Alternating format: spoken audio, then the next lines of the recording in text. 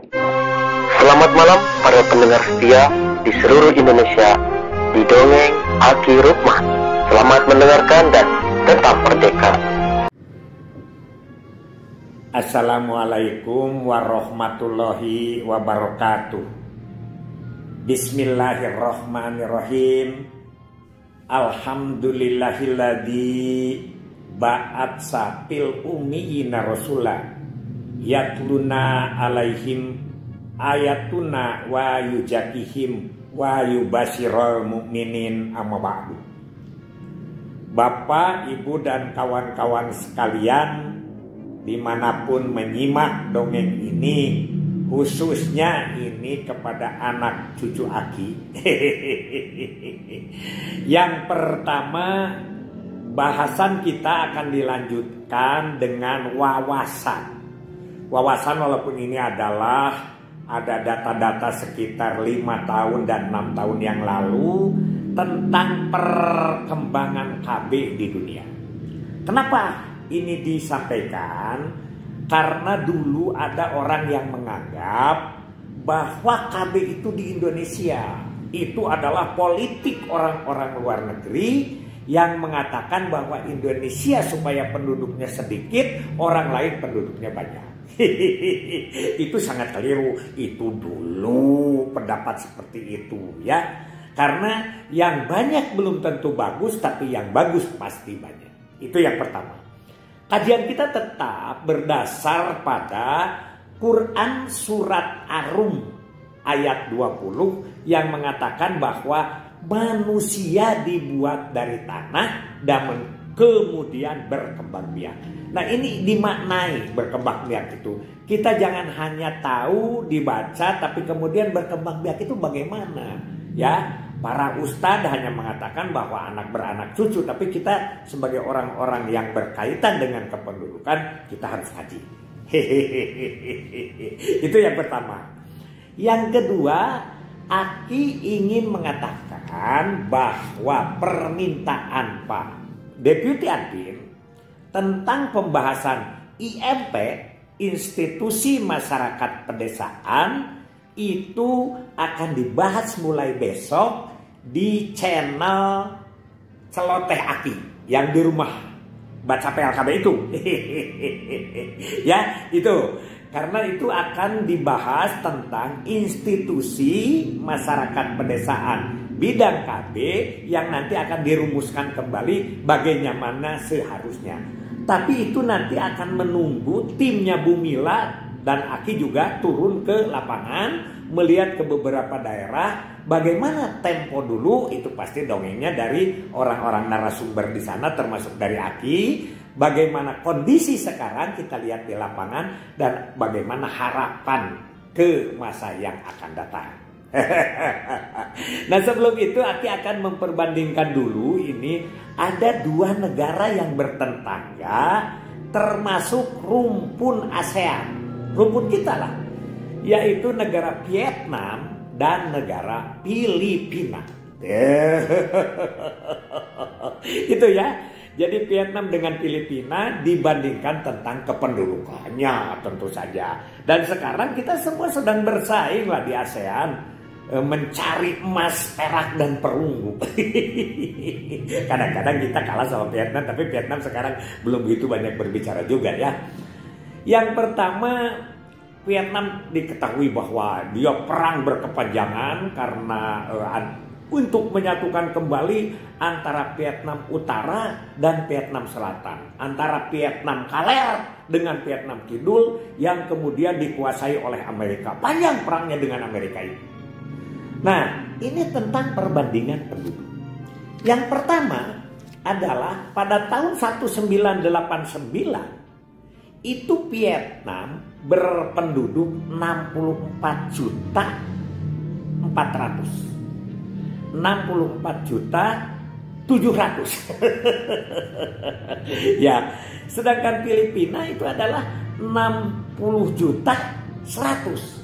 Jadi Vietnam pada tahun 1989 itu lebih banyak 4,6 juta penduduknya dibanding dengan Filipina. Itu ya.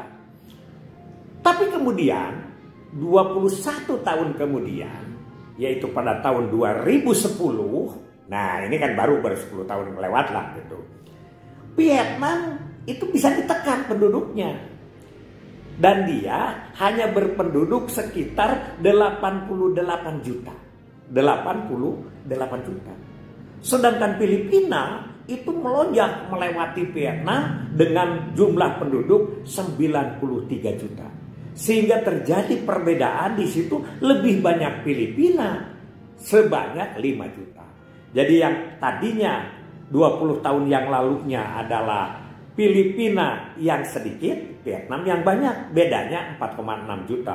Sedangkan 20 tahun berikutnya adalah Filipina yang banyak. Sedangkan Vietnam itu hanya lebih sedikit. Itu yang pertama. Berarti di situ apa? Laju pertumbuhan penduduk. Laju pertumbuhan penduduk Vietnam pada tahun 2000 itu hanya 1,2. Itu sudah jauh lebih rendah dari kita. Kemudian Filipina itu 4,2. 2,2 ya. Maaf, Filipina itu LPP-nya 2,4. Jadi 1,2 Vietnam, 2,4 Filipina. Berarti setengahnya ya pertumbuhan penduduknya. Itu luar biasa. Itu tentang kependudukannya. Ya, jadi sekarang mana yang lebih banyak, yaitu Filipina penduduknya. Kemudian ada tudingan, pantas saja Vietnam itu bisa penduduknya itu menurun. Karena apa? Karena perang yang cukup banyak. Karena banyak yang mati. Nah, ahli-ahli statistik di Vietnam menyatakan dari perang itu tidak terlalu banyak pengaruhnya terhadap jumlah penduduk. Kenapa? Yang mati perang itu tidak puluhan juta. Tidak. Ya, tidak, jangankan sampai puluhan juta, mungkin palinglah sekitar 1 juta dan lain sebagainya. Itu tidak signifikan terhadap perkembangan demografi. Yang jelas bahwa Vietnam dalam mengendalikan penduduk walaupun sambil perang itu tetap bagus gitu. Besok kalau ini belum selesai, besok akan kita ceritakan tentang riwayatnya bagaimana ya antara Vietnam dengan Filipina. Ada hal yang juga menarik adalah yaitu tentang bonus demografi. Bonus demografi itu Vietnam bisa dicapai mulai tahun 2010 sampai 2040. 30 tahun. Itu perkiraan para ahli demografi, Vietnam bisa mencapai bonus demografi. Padahal Vietnam perhitungannya agak beda dengan bonus demografi yang di kita sekarang. Karena di Vietnam angka produktif, angka usia produktif itu 15 sampai 59. Sedangkan kita kan sekarang 15 sampai 64. Jadi si angka itu lebih kecil dia mengukurnya yang produktif, tapi lebih banyak dari yang konsumtif. Yang konsumtifnya sama, 15 ke bawah dan 59 ke atas, ya. Begitu cara perhitungannya. Berarti dia lebih berani dalam mengukur bonus demografi. Itu luar biasa. Sedangkan Vietnam itu belum tentu tercapai mulai tahun 2030 pun. Filipina maksud aku.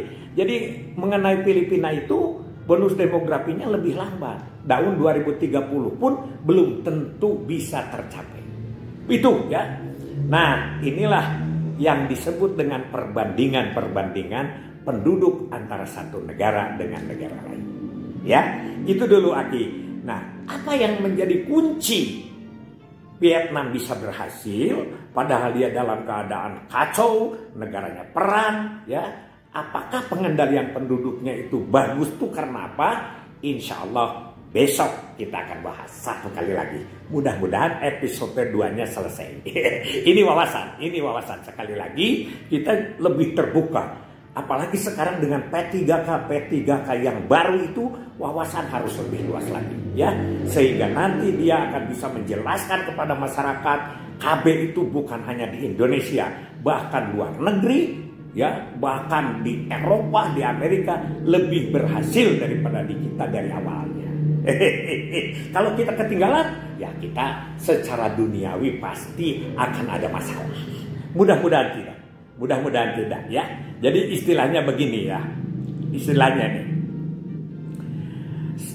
Penduduk tak terkendali, sampah berserakan di kali-kali.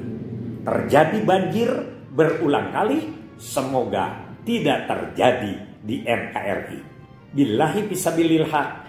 Wassalamualaikum warahmatullahi wabarakatuh.